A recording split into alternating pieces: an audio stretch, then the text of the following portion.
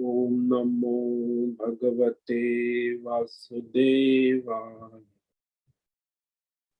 ओम नमो भगवते वासुदेवाय। ओम नमो भगवते वासुदेवाय। ओम नमो भगवते वासुदेवाय। ओम नमो भगवते वासुदेवाय। ओम नमो भगवते वासुदेवाय। ओम नमो भगवते वासुदेवाय। ओम नमो भगवते वासुदेवाय। ओम नमो भगवते वासुदेवाय।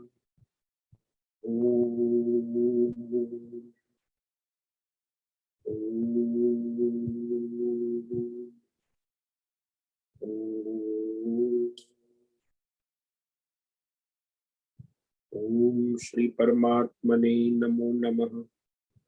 ओम गणपतये नमो नमः। ओम सं सरस्वत्यै नमो नमः। ओम गुरुभ्यो नमो नमः। ओम सहनाववतु सहनौ भुनक्तु सह वीर्यं करवावहै तेजस्विनावधीतमस्तु मा विद्विषावहै। ओम शांति शांति शांति। सदाशिवसमारंभां शंकराचार्यमध्यमाम् अस्मदाचार्यपर्यन्तां वन्दे गुरुपरम्परा। ओम पार्थाय प्रतिबोधितां भगवता नारायणेन स्वयं व्यासेन ग्रथितां पुराणं मध्ये महाभारतम् अद्वैतामृतवर्षिणीं भगवतीम् अष्टादशाध्यायिनीम् अम्ब त्वामनुसन्दधामि भगवद्गीते भवद्वेषिणि। वसुदेवसुतं देवं ओम कंसचाणूरमर्दनं नमो नारायण। देवकी परमानन्दं कृष्णं वन्दे जगद्गुरुं। नमस्ते परमं ब्रह्म सच्चिदानन्दरूप निर्गुणाय नमस्तुभ्यं ओंकाराय नमो नमः। सर्वे दुर्गाणि तरन्तु सर्वे भद्राणि पश्यन्तु सर्वे सद्बुद्धिमाप्नोतु सर्वे सर्वत्र नन्दतु। ओम तत्सत्। ओम ओम ओम।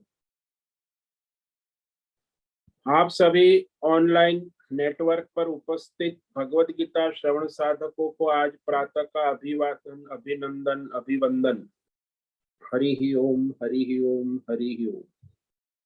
हम सबको आज का यह दिव्य दिन तन मन धन जन देश काल विषय वस्तु परिस्थिति अवस्थाएं अध्यात्म दैवी भौतिक दैविक क्षेत्र यष्टि समष्टि सभी को अपने अपने पूर्व में अनंत जन्मों में किए हुए संचित पाप पुण्य धर्म अधर्म मिश्र कर्मों के पके हुए फल स्वरूप में वर्तमान में आज अपने अपने प्रारब्ध अनुसार परमेश्वरीय योग माया के माध्यम से प्रसाद स्वरूप में प्राप्त हुआ है, मिला है। अतः आज का यह जो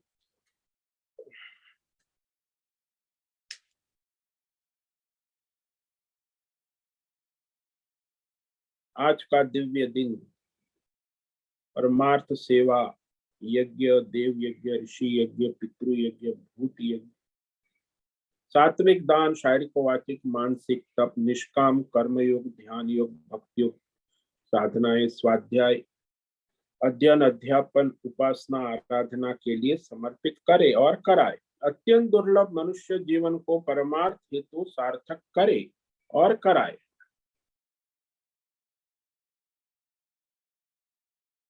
तो आज विक्रम संवत 2080 षष्ठी जो दोपहर को 3:35 तक, उसके बाद सप्तमी लग जाती है। आज है भरणी नक्षत्र सुबह 8:58 तक। उसके बाद कृतिका नक्षत्र लग जाता। मंगलवार है आज।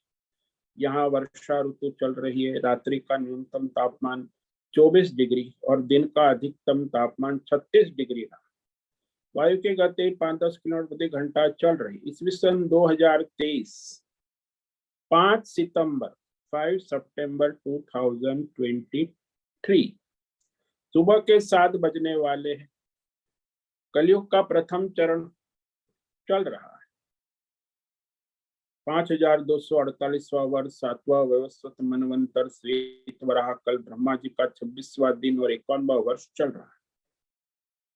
तो ऐसे अनंत कोटि ब्रह्मांडीय परमेश्वरी अचिंत्य योग माया में हमारा यह एक ब्रह्मांड, इस ब्रह्मांड में ये पृथ्वी लोक में समुद्र के ऊपर जम्बू द्वीप में विश्व का एकमात्र वैदिक राष्ट्र भारत में उत्तर हिमालय प्रांत में उत्तराखंड राज्य में टिहरी जिले हिमालयन शिवालिक पर्वतमाला के अंतर्गत मणिकूट पर्वत के ऊपर नीलकंठ महादेव के सामने ऋषिकेश नगरी मुनि की रेती में शीशम जाड़ी में अवधूत बाड़ा आश्रम के सी ब्लॉक के पहले माले से 5 नंबर कमरे से गंगा किनारे से हम स्वामी उत्तमानंद सरस्वती भगवद गीता के आचार्य शिष्य स्वामी चिन्मयानंद सरस्वती महाराज कैवल्याद्वैत वेद व्यास भगवत पाद शंकराचार्य की श्रृंगेरी संन्यास परंपरा से शिक्षित दीक्षित सनातन वैदिक भारतीय सनातन धर्म अनुसार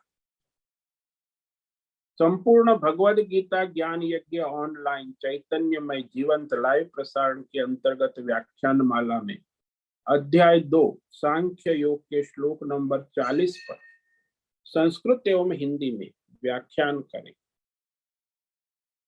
दिव्य पवित्र सरल व्यावहारिक सटीक पूर्ण वर्ण अक्षर पद वाक्य पंक्ति श्लोक अध्यायों की संगति संधि अन्वय शब्दार्थ वाक्यार्थ भावार्थ रहस्यार्थ के यथार्थ तात्पर्य सहित वैदिक शास्त्र वेदव्यास साहित्य शंकर भाष्य एवं परंपरागत सन्यासी आचार्यों की टीका टिप्पणी सहित आज का यह भगवत गीता व्याख्यान करेंगे। कृपया आप सभी श्रद्धा भक्ति ध्यान से परिपूर्ण होकर के यह दिव्य श्रवण साधना करें। कुछ ग्रहण करें, कुछ धारण करें, कुछ अपने जीवन में चरितार्थ करें, उसमें निरंतरता लाएं।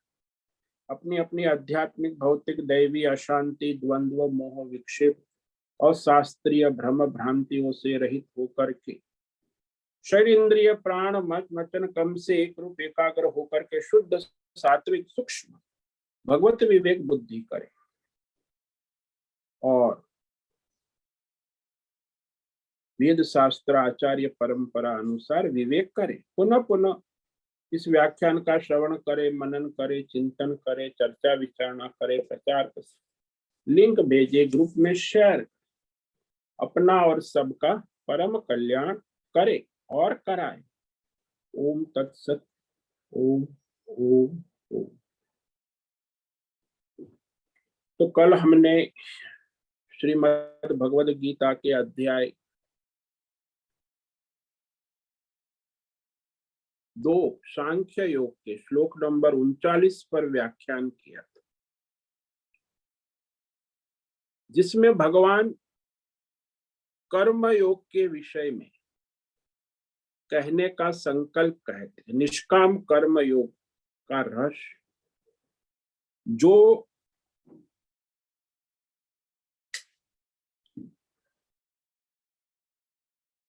श्लोक नंबर 39 से लेके 53 तक करने की प्रस्तावना करते कि विषय बदल रहा, तो विषयांतर होने से भगवान ने कहा कि अब मैंने जो तुम्हें ज्ञान योग सांख्य योग जो कहा वो अब तक श्लोक नंबर 38 तक, अब आगे जो है वो कर्म योग के विषय में सुन। क्योंकि हमारे सनातन धर्म में 2 ही मुख्य योग है, कर्म योग और ज्ञान योग।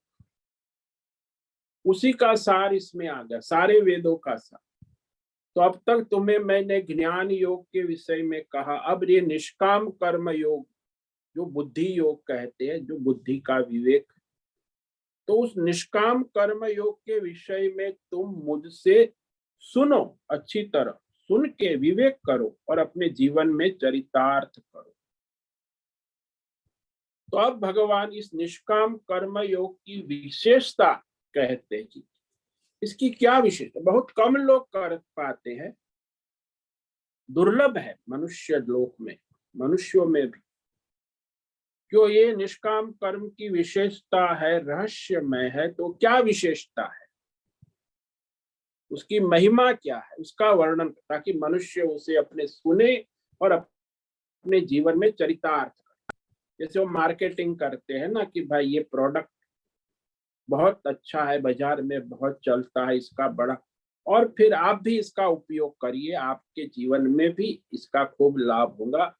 एक खास चप्पल बनाए हैं और इसमें आपकी सारी बीमारियों का इलाज है, इसे पहनेंगे आधा एक घंटा तो आपकी सारी बीमारी भाग जाए।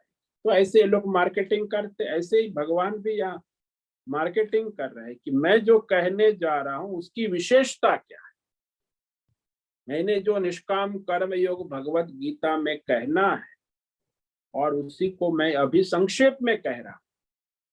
तो ये जो यहाँ 39 से लेके 53 तक 16 श्लोक में संक्षेप में कर्म योग कहेंगे, उसी को आगे जो है तीसरे श्लोक में, तीसरे अध्याय में विस्तार से कहेंगे कर्म योग। तो उस तरह भगवान पहले संक्षेप में कह रहे हैं कि बड़ा महत्वपूर्ण है निष्काम ईश्वरार्थ अपना स्वधर्म कर्म करने की विशेषता। श्लोक नंबर 40, नेहाभिक्रमनाशोस्ते प्रत्यवायो न विद्यते स्वल्पमप्यस्य धर्मस्य त्रायते महतो भयात्। नेहाभिक्रमनाशोस्ति प्रत्यवायो न विद्यते स्वल्पमप्यस्य धर्मस्य त्रायते महतो भयात्। इस निष्काम ईश्वरार्थ कर्म योग में कर्म के द्वारा प्राप्त होने वाली जो प्रारंभ और मध्य और अंत क्रम, अभिक्रम, अभिक्रम की आवश्यकता नहीं है, मतलब बिना क्रम के भी होता है। तो दूसरे कर्म में तो क्रम से कर्म होगा तब फल होगा, इसमें क्रम से नहीं होगा तो भी वो लाभदायी।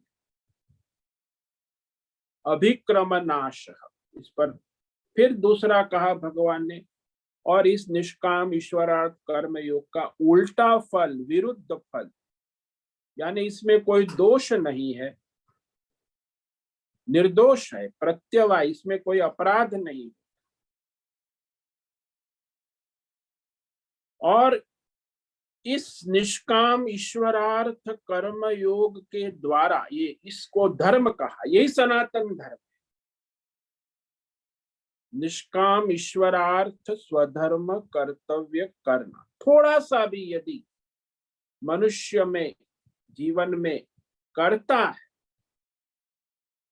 तो महत भयात् त्रायते, संसार के बहुत सारे मृत्यु के, दुख के भय से रक्षा कर लेता है। त्रायते, संसार भय से रक्षा।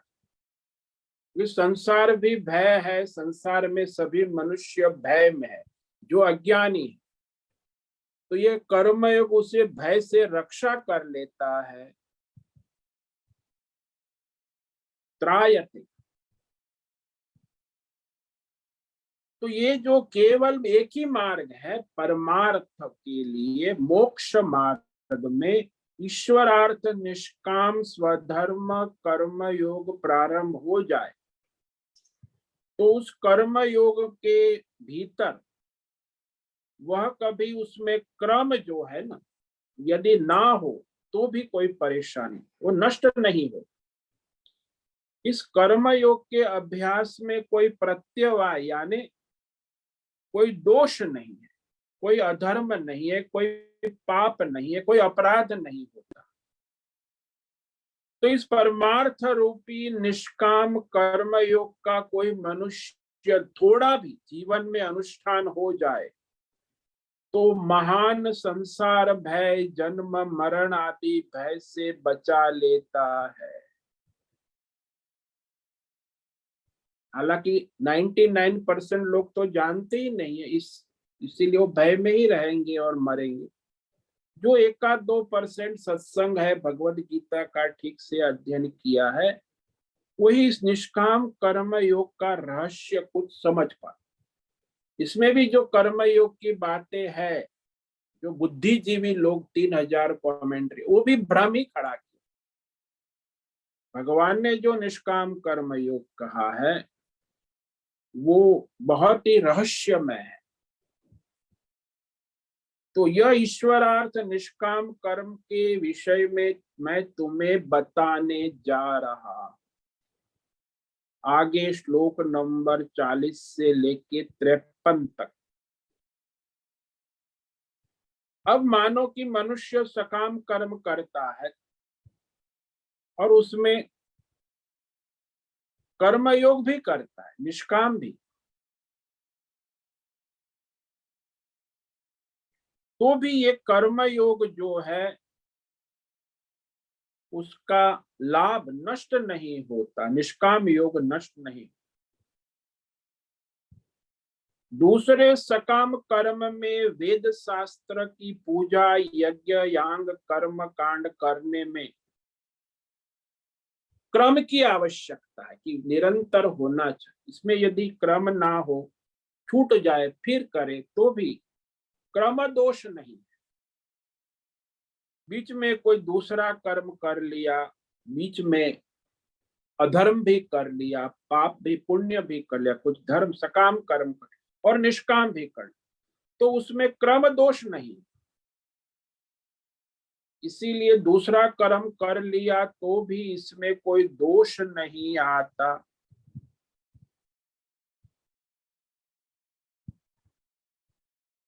तो यहाँ सकाम कर्म में तो क्रम है, पूजा पाठ यज्ञ सारे कामना वाले कर्म है, उसमें क्रम से कर्म होता है।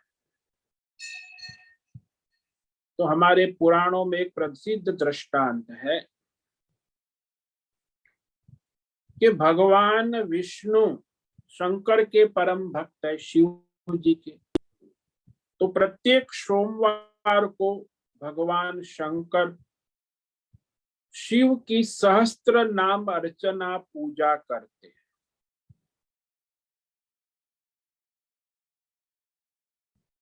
अब लक्ष्मी देवी जो है वो उसकी तैयारी भी करती है।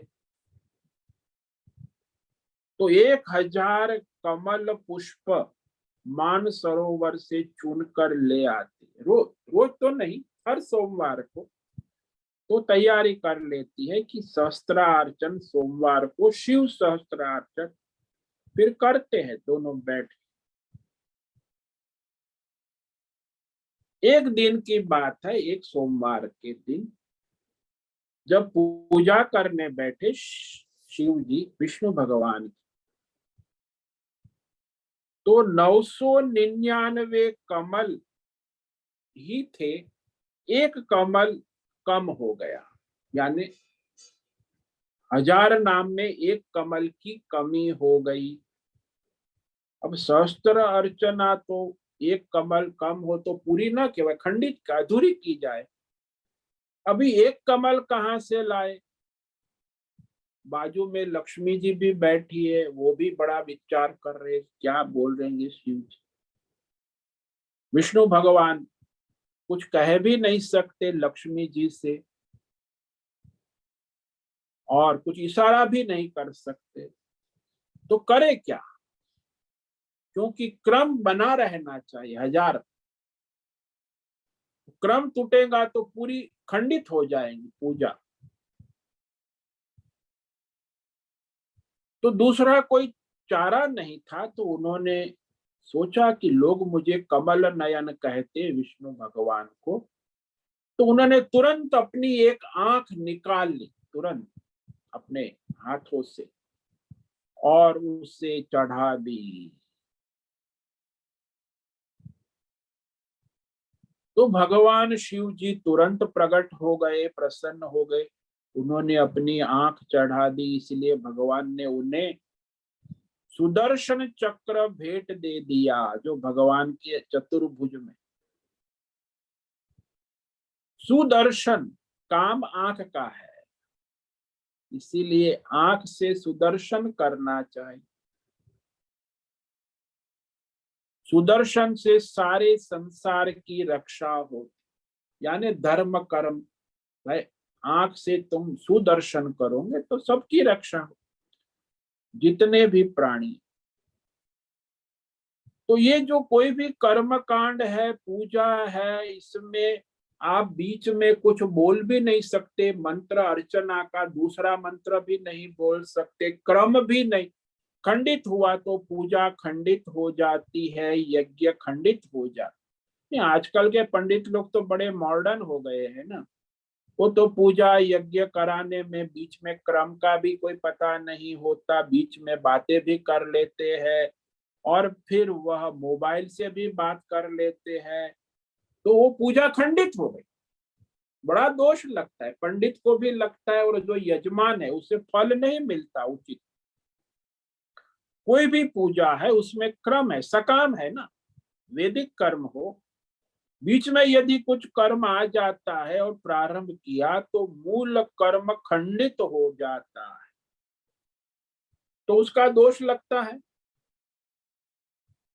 ऐसा संसार में भी होता है। जब भी आप कोई वाक्य बोलते हो तो उसमें भी यदि क्रम नहीं है तो उसका कोई अर्थ नहीं होता और निरर्थक हो जाता है। शब्द और वाक्य का क्रम अभिक्रमण नष्ट हो जाता है। जैसे कोई बोले कि मैंने देवदत्त को देखा, तो उसने रंग बेरंगे कपड़े पहने थे, रोटी आजकल बहुत कम मिलती है, मखाने की खीर थी, वो गुड्डू बीमार है। अब 5 वाक्य बोल दिए, कोई क्रम नहीं। ऐसा क्रम से बोले कि मैंने देवदत्त को देखा, वह रोटी खा रहा था, साथ में मखाने की खीर भी थी, तो क्रम हुआ। अब कहाँ मखाने की खीर, कहाँ देवदत्त, और कहाँ रंगीन कपड़े, और कहाँ, तो ये सारे वाक्य बोलने में भी क्रम हो तब वो वाक्य सिद्ध हो। कर्म में भी जो सकाम कर्म है, कोई भी सकाम कर्म करोगे तो उसमें क्रम होगा तब वो सिद्ध होगा। जैसे माताएं रसोई बनाती है तो वहां भी सब्जी बनानी है तो उसमें भी क्रम है, पहले काटना पड़ता है, फिर उसे तेल सब करके मसाले के समय उसमें भी क्रम है, मसाले का भी क्रम है। उल्टे सीधे मसाले तो भी उसका टेस्ट खराब हो जाए, वो नष्ट हो जाएंगी सब्जी। सब्जी बनाने में भी क्रम है। संसार में कोई भी कर्म है वो क्रम से होगा तभी सिद्ध होगा। लेकिन एक कर्म है निष्काम ईश्वरार्थ करने से, यदि उसमें अभिक्रम नष्ट होता है क्रम, तो भी उसमें कोई दोष नहीं।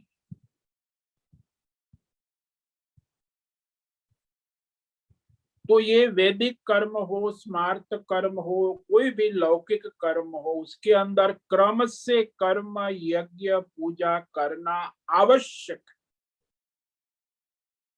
और क्रम बताया वेद शास्त्रों में भी, यज्ञ का क्रम है, पूजा का क्रम है, कर्म का क्रम है, क्रम से सारे करना आवश्यक। भगवान यहाँ कहते हैं कि यह अभिक्रम नाश नास्ति। ये जो तुम निष्काम ईश्वरार्थ कर्म योग वाली निश्चयात्मक बुद्धि जो मैं तुम्हें कहने जा रहा हूं, उसमें क्रम का दोष नहीं लगता। अभिक्रम नाश न, कर्म में दोष है तो कर्म नष्ट हो जाता है, यहाँ वो कर्म नष्ट नहीं हो। क्योंकि जिस समय हमने निष्काम ईश्वरार्थ अपना कर्म करना शुरू किया और बीच में छूट गया, फिर 1 महीने 2 महीने अरे याद आया कि अरे वो निष्काम ईश्वर की सेवा भक्ति, तो फिर उस समय के बाद फिर शुरू करोगे तो उसमें कोई दोष नहीं। जैसे पूजा पाठ में तो विष्णु भगवान भी शिव जी की पूजा करते, तो एक फूल यदि कम हो गया तो सारी पूजा खंडित हो जाती है, पुण्य नहीं होगा, धर्म नहीं होगा, अधर्म हो जाए। किंतु निष्काम ईश्वरार्थ कर्मों करना, उसका जो है निष्काम, उसमें ऐसा नहीं। उस सकाम कर्म तो पूरा होने पर फल देगा, और निष्काम तो फल देगा, पूरा हो ना हो, अधूरा हो तो भी फल देगा। जितना किया उतना फल तो देगा ही निष्काम। लेकिन सकाम कर्म तो कर्म ठीक से पूरा क्रम से हुआ तभी फल देगा। तो निष्काम ईश्वरार्थ जो दृढ़ बुद्धि है, विवेक बुद्धि, वह भगवान कहते मैं तुम्हें बताने जा रहा हूं, विवेक करने, उस अनुसार तुम अपनी साधना करो। निष्काम ईश्वरार्थ अपना स्वधर्म कर्तव्य, यदि उसमें कोई बीच में क्रम का नाश हो, व्यवधान उत्पन्न हो जाए, छूट जाए, तो भी उसमें कोई दोष नहीं है। फिर छोड़ा है वहीं से शुरू कर सकते। इसलिए भगवान आगे भी कहेंगे कि इस जन्म में कुछ भी किसी ने निष्काम कर्म उपासना साधना शुरू कर दी और किसी कारण से वो छूट गया, भाई संसार है, कामना वासना के प्रवाह में बह जाए, तो योग भ्रष्ट कहा 6 अध्याय में भगवान। वे उसने शुरू तो किया कर्म योग, लेकिन बीच में फिर कामना वासना के अधीन होकर योग भ्रष्ट हो गया। निष्काम कर्म योग के लिए प्रवृत्त तो हुआ था, लेकिन बीच में छूट गया। सकाम कर्म आ गए, वासनाएं आ गई, कामनाएं आ गई, संसार आ गया, प्रारब्ध आ गया। अब वो जहां से छोड़ा वहीं से अगले जन्म में, वहीं से आगे उसे मौका मिलेगा। वहां दूसरा सकाम कर्म कर लिया तो भी निष्काम कर्म योग का कभी नाश नहीं होता। कर्म का जन्मांतर मिल गया तो भी निष्काम कर्म का नाश नहीं होगा, वो आपके खाते में।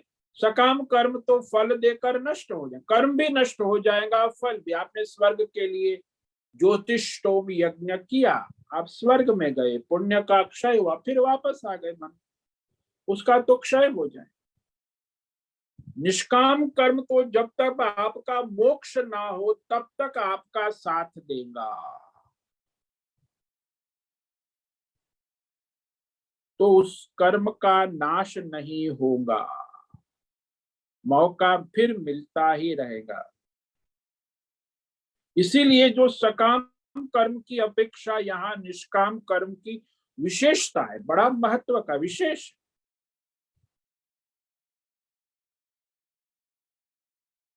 तो हम तुमसे कहते हैं, जैसे एग्जाम्पल ले लो कि वैद्य के पास गए, वैद्य ने कहा कि देखो नाड़ी देखी, पर आपको जुकाम है, सर्दी है, खांसी है।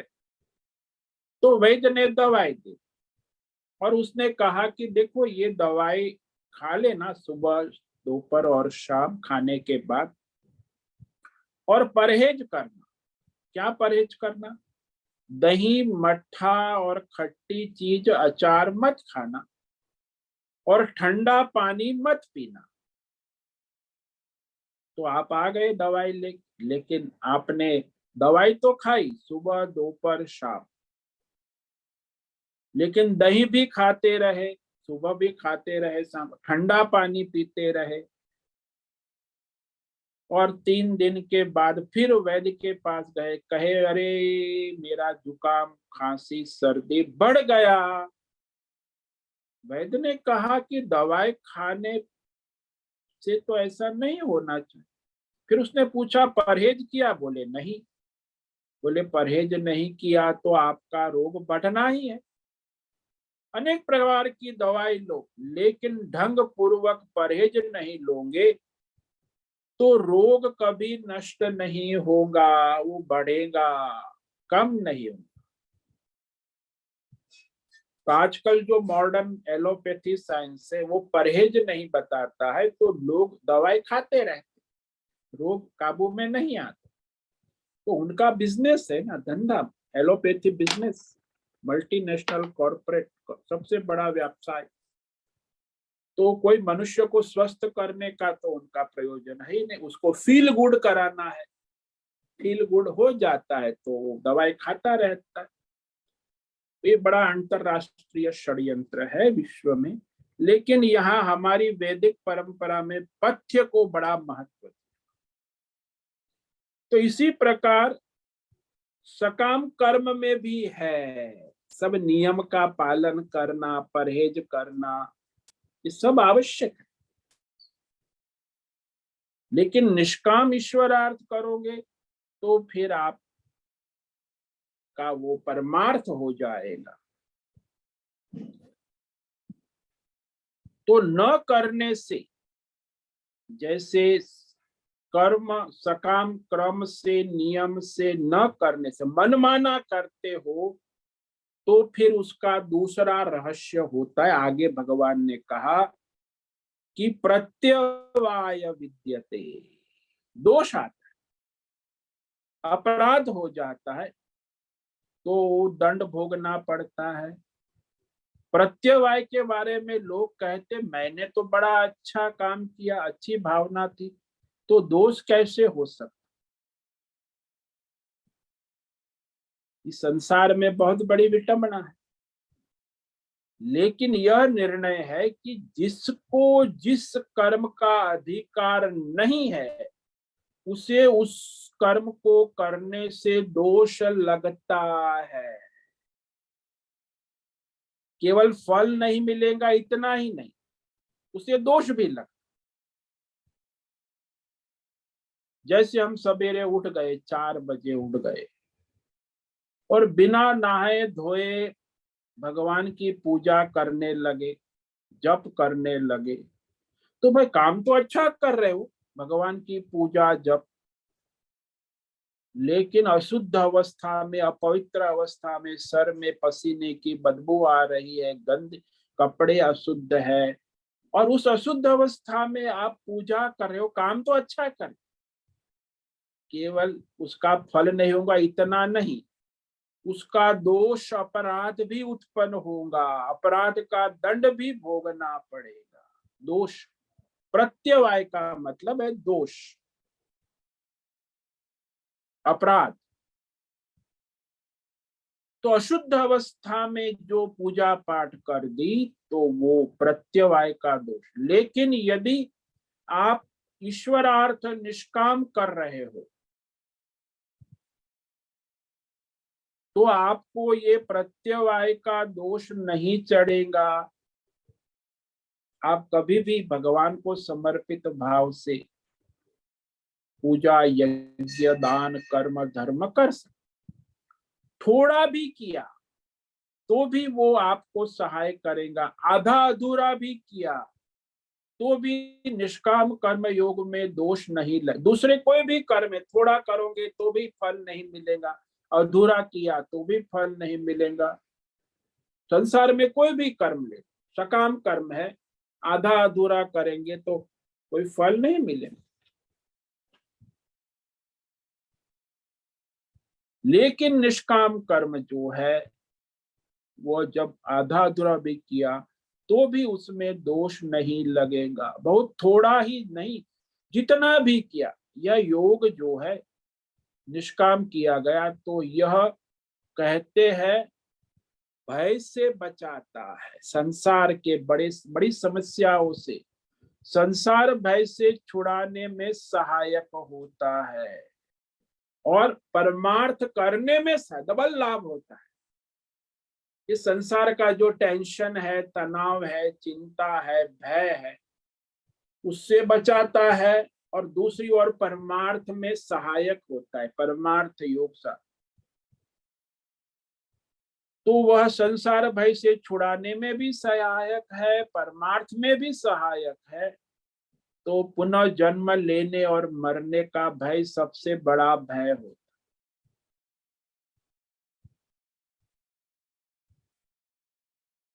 तो यहाँ वो जो दोष है वो किसको लगेगा? जिसको उस कर्म का अधिकार नहीं है फिर भी वो करेगा तो दोष लगेगा, उसे प्रत्यवाय कहते, अपराध। ब्राह्मण का कर्म यदि वेद पाठ कोई शूद्र करेगा, कितनी गलती करेगा, कितने मंत्र में उल्टा सीधा, तो वो उसे दोष लगेगा। भाई कोई भी मंत्र उच्चारण शुद्ध होना चाहिए। कर्म कांड पूजा कराएगा कोई शूद्र तो दोष लगेगा। तो इसमें गीत बहुत ही महत्व की बात है कि मनुष्य जन्म लेने व मरने का भय सबसे बड़ा भय।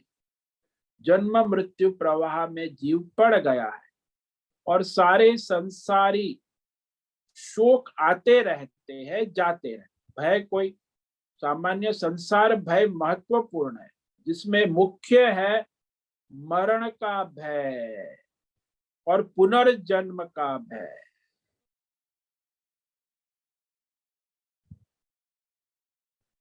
तो जैसे मनुष्य संसार में कभी कोई अच्छा कार्य कर लेता है तो उसे मेडल मिलता है, सेना में तो कोई बहादुरी के लिए खास मेडल मिल जाता है, उसके बाद और भी दूसरे मेडल भी मिलने लगते हैं।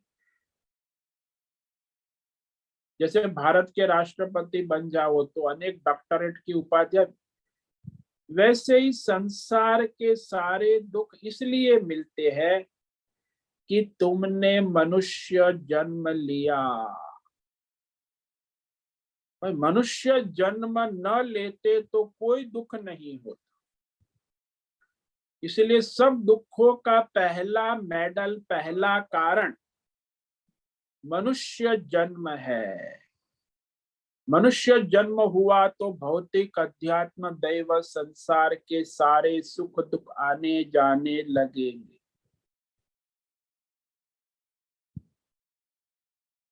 तो संसारी लोग बाकी सभी भौतिक आध्यात्मिक दुखों की बात करते हैं, लेकिन मूल दुख जो है जन्म और मरण, इससे छूटने की बात नहीं करते।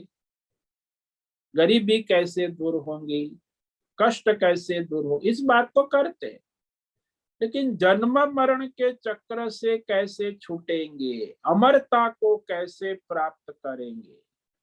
संसार में कोई सकाम कर्म से अमरता को प्राप्त नहीं कर सकता। सकाम कर्म तो जन्म मरण के चक्कर में घुमाता ही रहे।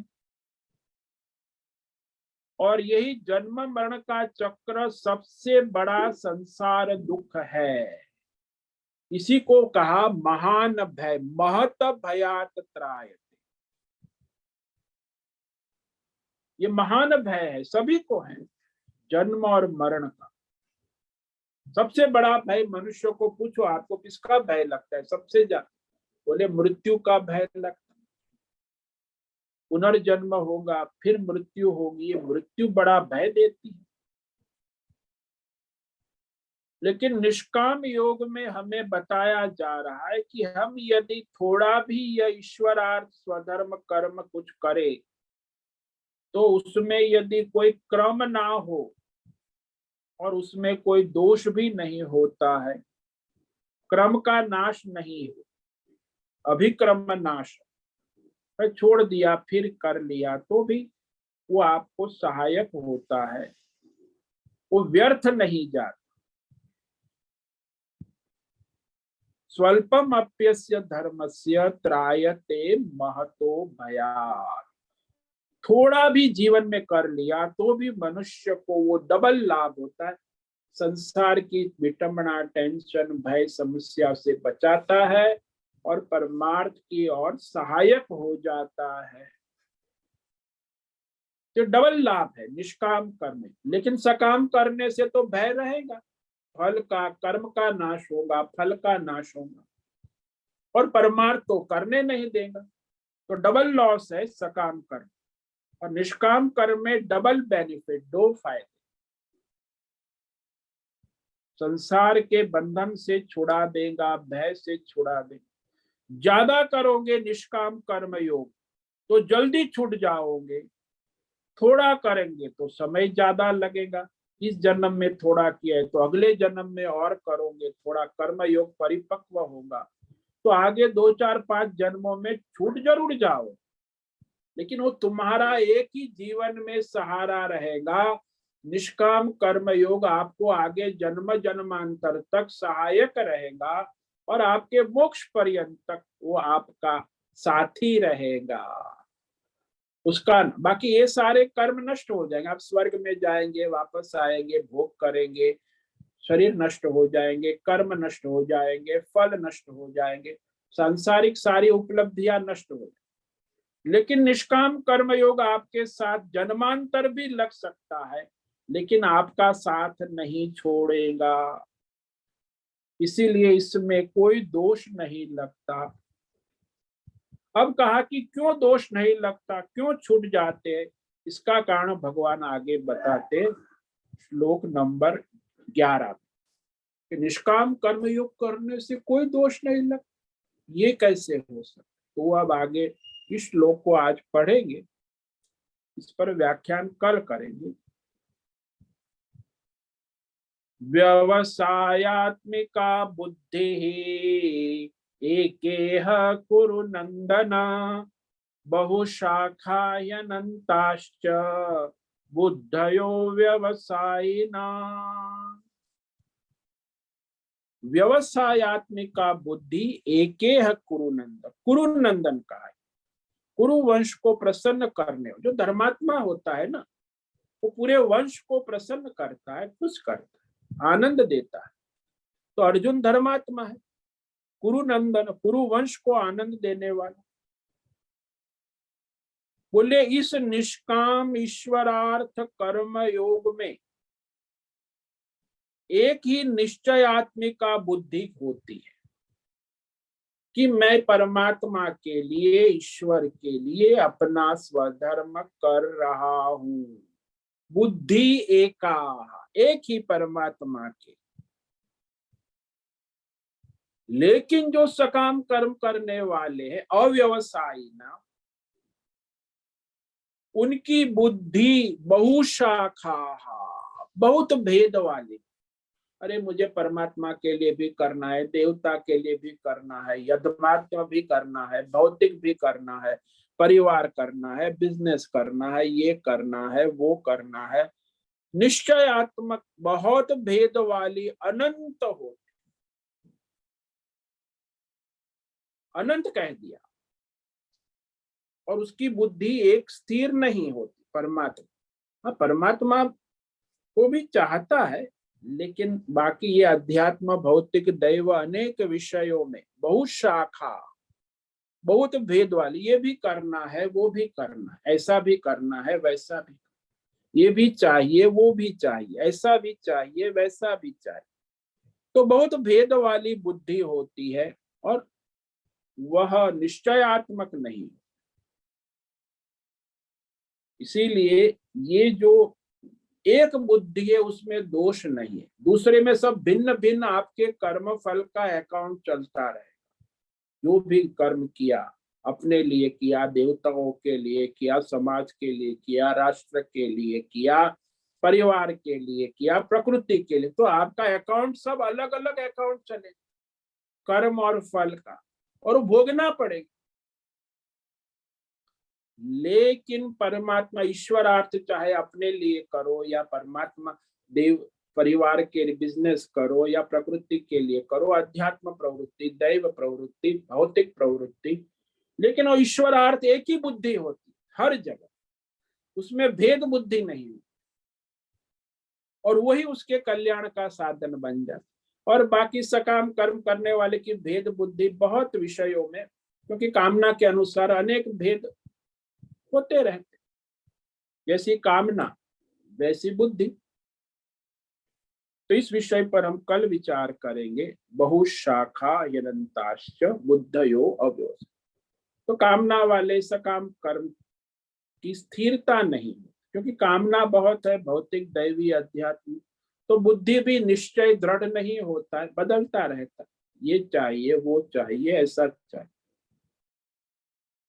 तो आज इस पर तो हम कल विचार करेंगे विस्तार से। आज तो 40वें श्लोक पर विचार किया है। तो इसमें भगवान निष्काम ईश्वरार्थ कर्म योग की महिमा कहते हैं। नेहा विक्रम नाशोस्ते प्रत्यवायो न विद्यते स्वल्पमप्यस्य धर्मस्य त्रायते महतो भयात्। भगवान कहते यह ये जो ईश्वरार्थ निष्काम कर्म योग धर्म स्वधर्म करोगे, उसमें क्रम का नाश होने पर भी कोई दोष नहीं है। उसमें क्रम से करना उसमें नहीं, आपने छोड़ दिया फिर कर लिया तो आपके साथ जन्मांतर रहेगा साथ। लेकिन दूसरे कर्म है उसमें क्रम नहीं होगा तो उसका फल भी नहीं मिलेगा, वो कर्म का भी नाश हो जाएगा। लेकिन इसमें अभिक्रम नाश नहीं, फल का होना न होना ये नहीं हो सकता।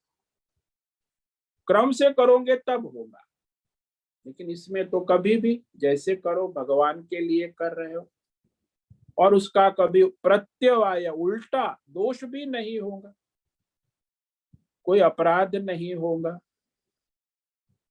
इसीलिए ये निष्काम कर्म, ये धर्म, ये सनातन धर्मस्य शब्द भगवान ने कहा कि यही धर्म है हमारा, मनुष्य का, मानवता का।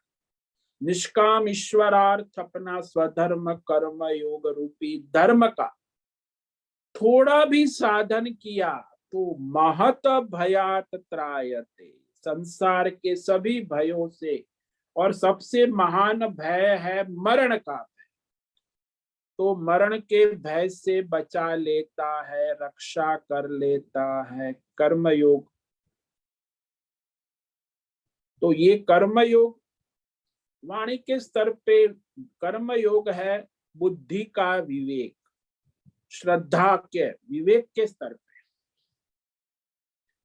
ओम नमो नारायणाय, ओम नमो नारायणाय, ओम नमो नारायणाय, ओम नमो नारायणाय, ओम नमो नारायणाय। कायेन वाचा मनसेन्द्रियेण वा बुद्ध्यात्मना वा प्रकृते स्वभावात् करोमि यद्यत् सकलं परस्मै नारायणायेति समर्पयामि। ओम सर्वे भवन्तु सुखिनः, सर्वे सन्तु निरामया, सर्वे भद्राणि पश्यन्तु, मा कश्चित् दुःखमाप्नुयात्। अस्तु मा सद्गमय, तमसो मा ज्योतिर्गमय, मृत्युर्मा मृतंगमय।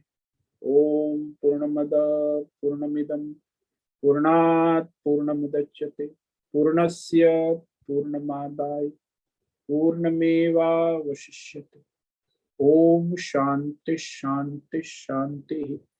शंकरं शंकराचार्यं केशवं बादरायणं सूत्र भाष्य कृतौ वंदे भगवन्तौ पुनः पुनः।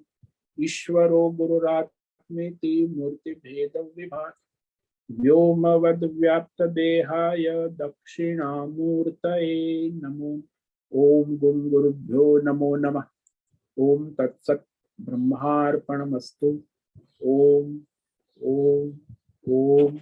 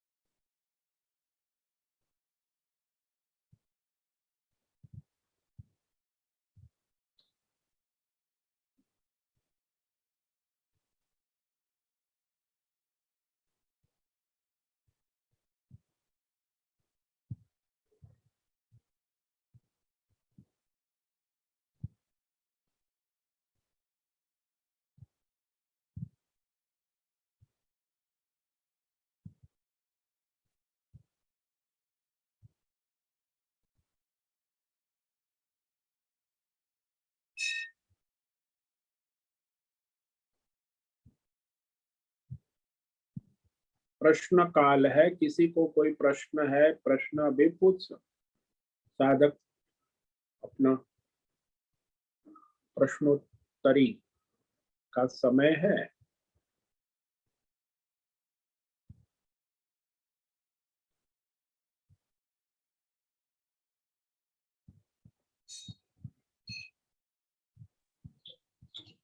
नमो नमो गुरुदेव। हाँ बोलो नैना बहन। गुरुदेव, स्वकर्म और निष्कर्म के बारे में ठीक से समझाइए ना। क्या कहा? स्वकर्म और निष्काम कर्म के बारे में थोड़ा हाँ, तो सकाम कर्म जो कामना से प्रेरित होकर होता है, वो जो ईश्वरार्थ समर्पित भाव से होता है, वो निष्काम जो भी है। तो आपकी भौतिक अध्यात्म दैवी जो कामना है, उस कामना से, फल की इच्छा से, फल का आश्रय लेकर जो कर्म करते हो वो सारे सकाम है। और ईश्वर का आश्रय लेकर करते हो, फल का आश्रय छोड़कर करने योग्य अपने कर्म ईश्वर के लिए करते हो, तो निष्काम हो। जैसे आप पूर्णिमा है, तो पूर्णिमा के दिन सत्यनारायण भगवान की पूजा है, तो उसके लिए आप हलवा बना रही है, भगवान के लिए भोग लगेगा और फिर सबको प्रसाद मिलेगा। तो हलवा आपका बनाना जो है वो ईश्वरार्थ है, निष्काम है, भगवान के लिए। लेकिन वही हलवा जब आपकी बेटी आती है, जमाई आता है, रिश्तेदार आते हैं, उसके लिए बनाना है, तो रिश्तेदार के लिए बनाओगे तो सकाम हो गया, हलवा तो बनेगा। वही सामान, वही आप। फिर उसमें लोग कमेंट कर, बच्चे आज हलवा तो बहुत बढ़िया बना है, लेकिन उसमें चीनी थोड़ी कम हो गई है, तो दोष भी लगेगा, गुण भी लग। हलवा बढ़िया भी बनाए, दोष भी एक। तो घी ज्यादा पड़ गया है, कोई कुछ कहेगा, कोई कुछ कहेगा, तो दोष है। हलवा तो दोनों कर्म दोनों है, हलवा बनाने के उसी तरह आपने बनाए। पूर्णिमा को हलवा बनाया, भगवान सत्यनारायण को अर्पण, और अपने रिश्तेदारों को बुलाया, अपने जन्मदिन की पार्टी, और वो रिश्तेदारों के लिए हलवा बनाया। तो दोनों में फर्क है, सकाम बुद्धि का है और एक निष्काम ईश्वर बुद्धि से हो, बस बुद्धि का फर्क है। और जैसी बुद्धि होगी वैसा मन होगा, जैसा मन होगा वैसे इंद्रियां काम करेंगी, जैसी इंद्रिया है वैसे आपके कर्म होंगे, और उसका कर्म होगा वैसा परिणाम आएगा। उसमें ईश्वर बुद्धि है तो ईश्वर मन होगा, ईश्वरीय मन होगा, इंद्रिया ईश्वरीय होंगी, कर्म ईश्वरीय होगा, उसका फल भी ईश्वरीय प्रसाद होगा। बस कर्म आप करो, जैसे करो, कर्म तो वही करोगे, कर्म बदलता नहीं है, सकाम निष्काम से कर्म तो वही रहेगा, हलवा ही बनेगा। लेकिन एक हलवा सकाम है, एक हलवा निष्काम है। पार्टी के कर्म को निष्काम कर्म कैसे बनाया जाए? हाँ, पार्टी तो करनी जरूरी है, तो उसको निष्काम कर्म कैसे बनाया जाए? नहीं नहीं, वो पार्टी निष्काम हो ही नहीं सकती, ईश्वर को लाना पड़ेगा। ईश्वर का पूजा है, पाठ है, भगवान के निमित्त ही होगा। आप हाँ, संसारी करोगे पार्टी, तो वो तो निष्काम। वहां पार्टी में ना भगवान है ना, बस हाँ हाँ वो ये नाच गान आप अपने स्वार्थ के लिए, अपने भोग के लिए करते हो। भगवान को बिठाओ बीच में पार्टी में कि भगवान के लिए है, भगवान की पूजा है, तो पार्टी आपकी निष्काम ईश्वरार्थ हो जाएगी। ईश्वर नहीं आएगा तो आपकी पार्टी भोग है केवल, वो वही हो रहा है। कोई ईश्वर को याद भी नहीं करता आजकल, तो पार्टी है, बर्थडे पार्टी। अरे भाई, भगवान को याद करो, उसका अनुग्रह कृपा, भगवान का फोटो रखो, पूजा करो, और फिर प्रसाद सबको बांटो, तो वो अलग चीज है ना। पार्टी तो भोग है, ईश्वर जहां आएगा तब प्रसाद होगा। एक है भोग बुद्धि, एक है प्रसाद बुद्धि, बस ये बुद्धि का फर्क है। जब तक ईश्वर नहीं आएगा तब तक प्रसाद बुद्धि नहीं होगी, तो भोग बुद्धि ही रहेगी, और उसका परिणाम भी आएगा। उसमें दोष है, तो वो अपराध भी होगा, उल्टा सीधा हुआ तो उसका फल भी आएगा। क्रम से नहीं किया तो भी लोग कहेंगे उल्टा सीधा किया, ऐसा किया, वैसा किया। ये करने का कोई समय, पार्टी में ऐसा नहीं, ऐसा सब बोलेंगे। सकाम कर्म में तो, भोग में तो सब बोलेंगे, भोग भी करेंगे और बोलेंगे भी, दोष करेंगे। लेकिन आप कहो ईश्वर का, हमें सत्यनारायण की कथा करनी है, पार्टी है, तो उसमें सत्यनारायण भगवान की कथा होगी, सबको प्रसाद मिलेगा, तो फिर वो निष्काम हो गई पार्टी, भगवान का हो गया, निमित्त हो। तो उसमें कोई क्रम का दोष भी नहीं है कि आगे पीछे कब करना, कैसे करना, कोई नियम भी तो भगवान के लिए कर रहे हैं।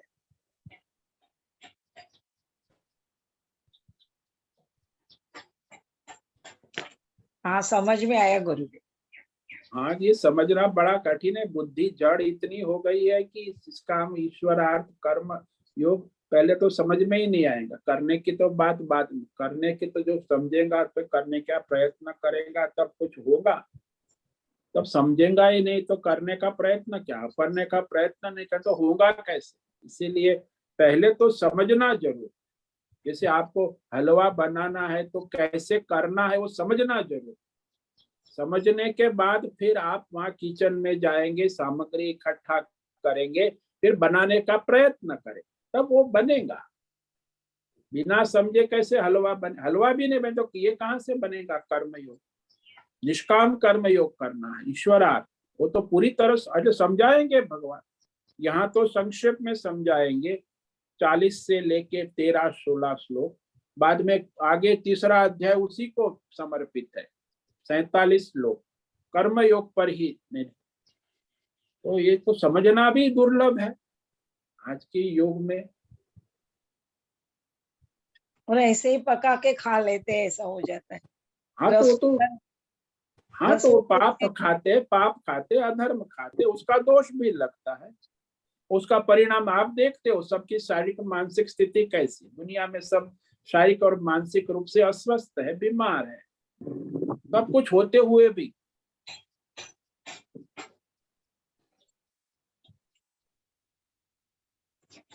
समझ में आया? समझ में आया। स्वामी जी, हाँ बोलो। तो फिर ये जो हमारा स्वधर्म है वही हम उसी को हम निष्काम कर्मयोग मान सकते हैं ना, जो हम कर स्वधर्म सकते कर्म। हैं। हाँ हाँ, जो ईश्वर ने दिया है, आप जहाँ हो, जैसे हो वैसे ईश्वर के होकर करो, नहीं कि फल और संसार की ये सब नाटक नौटंकी बंद करो। भगवान के लिए अपना नित्य कर्म, अपना तन मन धन जन जो भी है उसकी सेवा आपकी है। तन को, मन को, धन को, जन को ईश्वर के लिए करो, जो भी कर्म है स्वधर्म मेरे लिए करना है, मैं नहीं करूंगा कौन करेगा, ऐसा करना होगा, वैसा कर, जो उसमें तो फिर आप बंधन में आ जाए। तो फल की अपेक्षा छोड़कर ईश्वरार्थ जो भी हमसे हो सके वो करना है। अपने नित्य कर्म है, नैमित्तिक कर्म है, काम्य कर्म नहीं करना है, तो ईश्वरार्थ करे, जो स्वधर्म है वो करे। तो काम्य कर्म का अभी मनुष्य क्या, आज के युग में मनुष्य स्वधर्म को महत्व नहीं देता, काम्य कर्म को, कामनाएं पूरी करने बैठा, अपने स्वधर्म का तो कोई ठिकाना नहीं। इसीलिए ऐसे मानते हैं कि ये जो काम्य कर्म है वही उनका स्वधर्म है, ऐसे मानने वाले वो गलत फहमी है। हाँ, वही तो दुर्गति का कारण बनता है ना। तो ईश्वर ने आपको स्वधर्म दिया है तो वो आपके तन नित्य कर्म है, नैमित्तिक कर्म है, चाहे आप स्त्री हो, पुरुष हो, ब्राह्मण हो, क्षत्रिय हो, गृहस्थ हो, वानप्रस्थ हो, तो अपना जो स्वधर्म है वो करना, ईश्वरार्थ करे, बस वही करना है, कोई अलग से, तब वही सबसे बड़ी साधना हो जाए।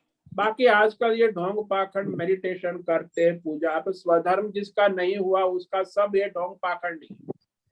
जिसके जीवन में स्वधर्म है उसमें ये सब आराम से आएगा, हो जाएगा। जी, सब लोग बोलते हैं, सभी कहते हैं मेडिटेशन करो तो अपना, ये तो सब बकवास मेडिटेशन है। के लिए बैठना भी वो बहुत ही मुश्किल है, मतलब अपना हाँ, माइंड योग्यता यहाँ। होनी चाहिए, पहले स्वधर्म हाँ। करे, अपने मन इंद्रियों का संयम हो, तब जाके ध्यान योग होगा। डायरेक्ट माने कि मैं तो प्राइमरी स्कूल में फेल हूँ, अब मैं direct BSc mathematics problem solve, तो प्राइमरी का गणित मुझे आता नहीं है, तो मैं बीएससी का मैथमेटिक्स प्रॉब्लम सॉल्व करने बैठ जाऊंगा तो क्या मिलेगा? अशांति ही मिले। तो ऐसा है, पहले कर्म योग अपना सकाम कर्म ठीक से क्रम से करना सीखना, ये भी बड़ी बात, नियम से शास्त्र से, और फिर अपने निष्काम कर्म करना, ये हायर स्टेज। अपना ही स्वधर्म कर्म जो भी है, सकाम से निष्काम शिफ्ट हो सकता है, और फिर निष्काम कर्म योग से आप ध्यान योग में शिफ्ट हो सकते हैं, ध्यान योग से आप भक्ति योग उपासना में शिफ्ट हो सकते हैं, भक्ति योग मैच्योर्ड होगा तो आप ज्ञान योग में, और ज्ञान योग से आप अपने लक्ष्य को प्राप्त कर सकते हैं, और यही क्रम है, उस अनुसार अपना स्वधर्म करना है।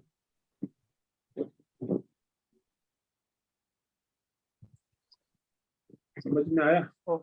जी, ओम नमो नारायण। ओम नमो नारायण। ठीक है, आज का समय पूरा हो गया है। सभी साधकों को आज का ओम नमो नारायणाय, सबको आज का ओम ओम नमो नारायण। ओम नमो नारायण स्वामी जी। बहुत से निवेदन है, आज का सत्संग पूर्ण करें। ओम नमो नारायण। आज का यह दिव्य सत्संग हम यही पूर्ण करते हैं। सभी साधकों को ओम नमो नारायण। सभी साधकों को ओम नमो नारायणाय।